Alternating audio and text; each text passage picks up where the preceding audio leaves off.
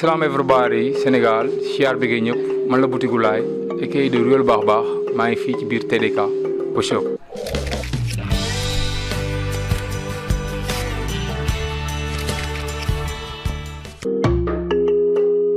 maa fay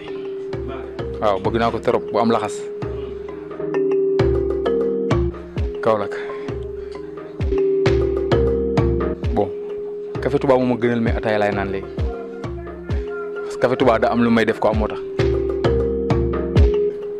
sama jabar daa xees mu xees waaw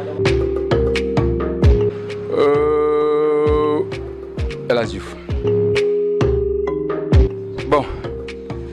Sadio man dafa timide quoi te man dama bëgg ko saay-saay El Hadj Diouf moo gën a saay-saay waaw xanaa bàyyi xel du yor saay-saay El Hadj Diouf moo gën a saay-saay quoi je dirais ñànku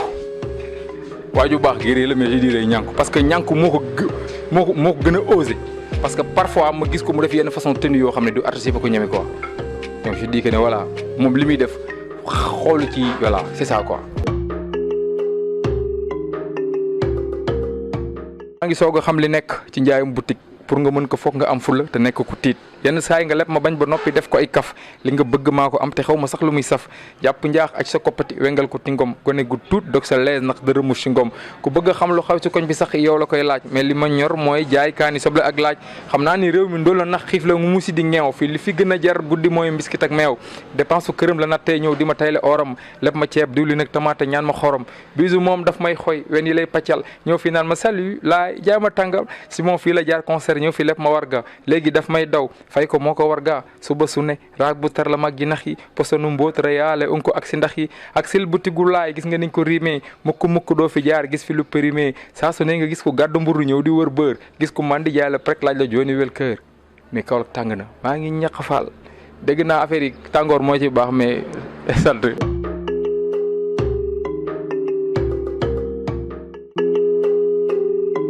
waaw Covid 19 di loo xam ne dafa dal ci kaw en fait askan wi ci le monde entier ñuy masawu ñëpp xeex bi nag ñun mooy li may wax rek daf ñu fekk suñu liggéey daf ñu fekk si yoon bi parce que ku xam Boutique Laye xam ko ci actualité ku xam Boutique Laye xam ne Laye est un chroniqueur donc xaaruñ ba lu ñu mel am ñu doog a wax dañu yàgg wax suñu askan donc aujourd'hui le combat continue def nañ ci ay je pense que ñu ngi suñu 4e numéro waaw li ñu mën a def nag suñu xamee mooy nous sommes des artistes comme yàlla dimbali nañ ñu wax ñu mën ñoo déglu ñu am benn statut boo xam ne tey aujourd'hui ñu ngi koy sant yàlla suñu borom Sénégal donc lépp loo xam ne mën nañ ko dimbali suñu askan ci yee leen ci précaution donc voilà ñu ngi koy def du ñu arrêté incha allahu rabbi fayet bi du jeex donc combat bi noonu la chaque jour Boutique Laye wax ak askan wi ba yàlla suñu borom di ñu dimbali mu jug fi quoi. waaw relation Laye ak kër gi yàgg na parce que ñoo bokk koñ je pense que man bi may fréquenter le groupe kër gi boobu dafa ma musique dañ doon rap ma leen di bëgg di leen déglu bokk nañ ay affaires yoo xam ne football d'abord comme ni mu amee ci Sénégal njaay yëpp nekk ci koñ nekk ensemble waaw ànd dem di def match ñëw donc gars yi def concert nga topp leen dem seetaan bokk nañ ci ñi nga xam ne ñooñu influence aujourd'hui ñu def hip hop je pense que d'abord li ñu njëkk a bokk mooy dañu bokk dëkk Kaolack boole ci ñu bokk koñ donc voilà xamante nañ parce que ñoo bokk koñ waaw loolu mooy relation bi je veux dire quoi parce que voilà gëj naa leen dégg je pense que ñoom aussi gëj nañ déggante te ñu ngi ci jàmm comme tout le monde maa ngi ci jàmm yàlla na yàlla def jàmm ci Kaolack jaajëf. waaw xumaan ni ñu xamante ci chronique bi muy def la quoi parce que damay def ay chronique di ko lancer sur internet ñu koy seetaan amoon jour am na benn Alpha Kourouma donc voilà moo ma def signe ne ma xumaan de temps yi yow lay statut xam na xumaan ñu dox link bi donc voilà ba yàlla suñu borom mi dara teewul def aujourd'hui ñuy liggéey ci wàllum Boutique Laye donc voilà di pare ay projet nan la ñuy def ba gën a jëmmal Boutique Laye nan la ñuy def ba gën ko mën a jaay au niveau international donc nan la ñuy def ba mu gën a mën a yaatu ba artistes yu par exemple yu bëri de la région ou bien ñi nga xam ne ñoo nekk Sénégal mën si gis seen bopp donc loo xam ne la aujourd'hui ñun ñoo ko créé mu soxee ko fii Kaolack Ndangaan un rappeur bu nekk ci biir boutique am di def ay chronique donc chaque jour moo wax ko juste boutique bi c'est montré au Sénégal que ne man background bi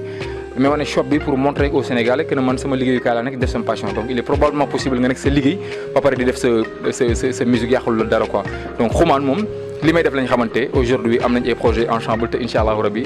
ci kanam yàlla dina ci def tawféex. waaw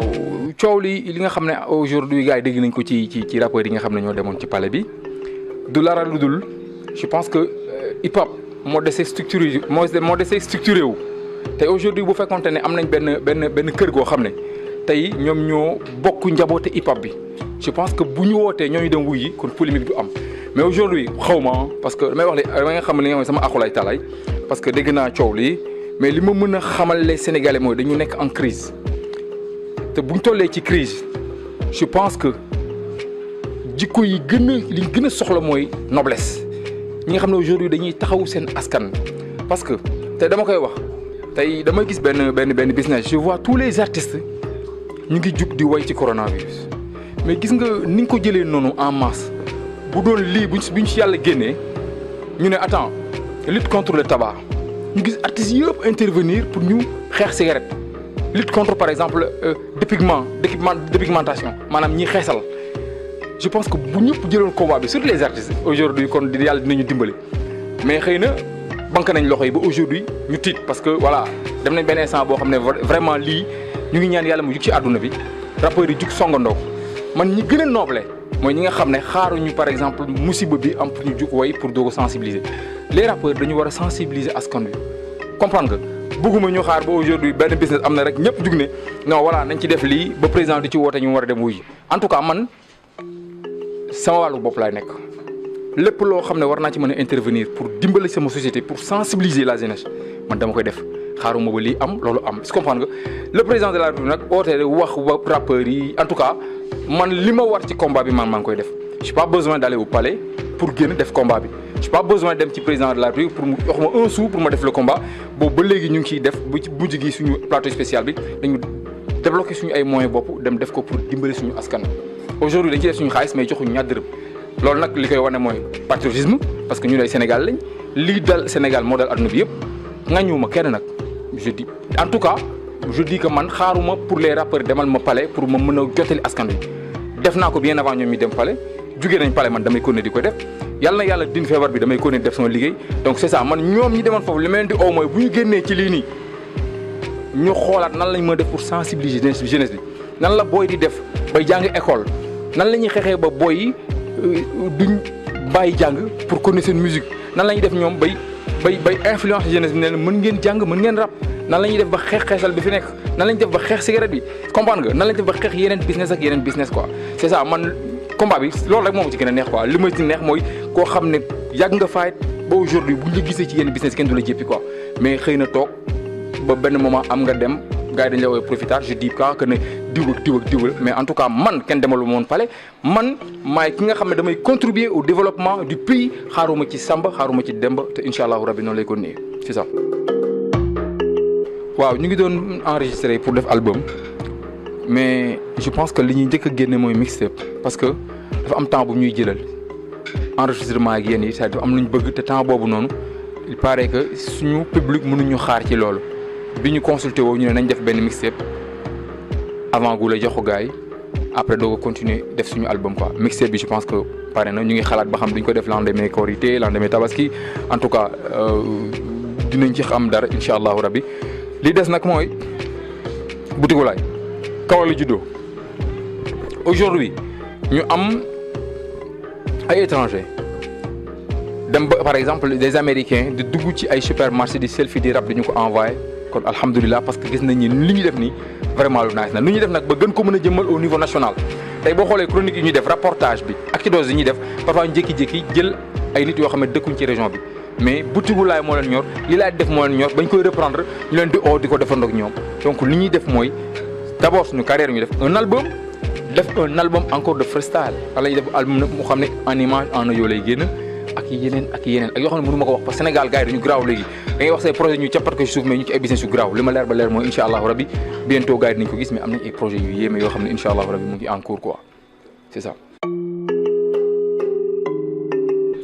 relation ak politique yi fii Kaolack aw ma ko benn yoon laa ko mës a essayé mooy bi ñuy def ñun ku ñu xam-xam ne dañuy yëngu ci social je pense que ñu ngi ci suñu 5e édition mooy jamono yi mbënd mi sonalee waa Kaolack ñu ne en tant que activiste rappeur li ñuy def mooy dañuy def le maximum pour intervenir d'abord def visite de proximité moralement d'abord pour apaiser la souffrance après ñu xool par rapport ak suñu liggéey ñun nan lañ mën a def ba jàppale en fait ñi nga xam ne ñoom ñooy les sinistrés ñu seeti leen waxtaan ak ñoom saafonte ak ñoom les images sont là ku dugg sama page Facebook sama Facebook di nga fekk affaire yi dem uti ay sponsors ay partenaires pour ñu mën ñoo dimbale pour ñu dimbale famille boobu ñu dem seeti le maire Mariama Sarr dem nañ fa benn yoon gisuñu ko ñaari yoon ñu gis ko je pense que boobu lañ doog a jógee Màkka ñu wax ak moom li nga xam ne moom la ñu mbébét ci région bu Kaolack mën nañu waaw amul benn problème dina ci jàpp ñu dem ba dernier moment ba ki nekk di daw ma ne non duñ ci daw ñun li ñu war nañ ko def nañ bàyyi le maire fële ñu def li ñuy def yàlla suñu borom dimbale ñu amoon ci ay partenaires tels que Madar Post One Voix Vitale dem nañ dañu bëgg a dimbale ay doomu aadama ñu génne seen doole ñu def benn concert bi ñu ko defee woon Cœur de Ville maanaam entrée gratuite la woon mais loo am indil la ñu waxoon doo dugg ci concert bi ak loxo yi neen su amee benn Vitale indi ko savon indi ko lépp lañ dajale si porte bi mu pare ñu ànd ak la presse dem joxe ko je pense que jàppale woon nañ ci 32 familles fii à Kaolack xaaruñ ko bi ñuy def suñu deuxième édition amul benn politique bi ci jàpp 3e naka noonu 4e ba 5e parce que xam la problème bi man mënu ma ne tey sans les politiques man li ma war a def pour ma région du ma ko def donc damay def bañ fekk si ma si li may def man ak sama label te incha allahu rabi maa ngi continuer def biñ mujjee def mooy avec la pouponnière Lamine Coulibaly de Bongré def nañ concert ne kuy ñëw da nga indi couche meew savon lépp loo xam ne xale bi da koy soxla ak xaalis biñ ci amoon def ay quête de don wàcc ci tali bi li ma gënoon neex mooy 100 francs Jakarta maan lañ doon lijjanti la Jakarta maan yi ñoom ñoo ci jàpp pour que ñu dimbale pouponnière Lamine Coulibaly demaatuñu woon ci benn autorité pour wax la lii wala lii nangam l'actualité est là ñoom yëg nañu comme niñ ko yëgee donc ñun li ñuy def mooy étant des Kaolackois étant des activistes xaaruñu ma Samba xaaruñu ma Demba dàquñu kenn nag mais politique bu ñëw bëgg a gis ne ñëw li ñu yëkkati moo la yëkkati ñu ànd ak yow képp koo xam ne da nga bëgg a dimbale askan wi ñëw ñu ànd ak yow ci loolu ànduñu ak yow ci nag pour jéem a fal ma Samba wala ma Demba mais képp ku bëgg a dimbale askan wi bon ñun ñu ngi fi boo ñëwee ñu ànd ak yow dimbale askan parce que askan moo ñu ñor quoi c'est ça. di ñaan yàlla suñu borom lii di feebar bi mu jóg ci àdduna bi waaw mu jóg ci àdduna bi balaa la bu wàcc ci àdduna bi egsi na Sénégal lenn rek moo ma ci métti te mënuñ ci dara mooy fokk ñu nangu mooy aujourd'hui gouvernement bi dafa jël ay li ñuy wax dañoo nekk ci état d'urgence gouvernement bi jël ay mesures yoo xam ne tey mu ngi gàllankoor Sénégal njaay yu bari parce que lu tax lañ jël arrêté yi ñu def dafa àndut ak ay mesures d'accompagnement pour yu mën a dimbale askan wi wala boog bu ñëwee dafa yéex may maskowu Sénégalais yi di leen wax ne nag métti na trop mais nag lii nii fokk ñu ànd ak état bi ñu xeex ko daf ñu bett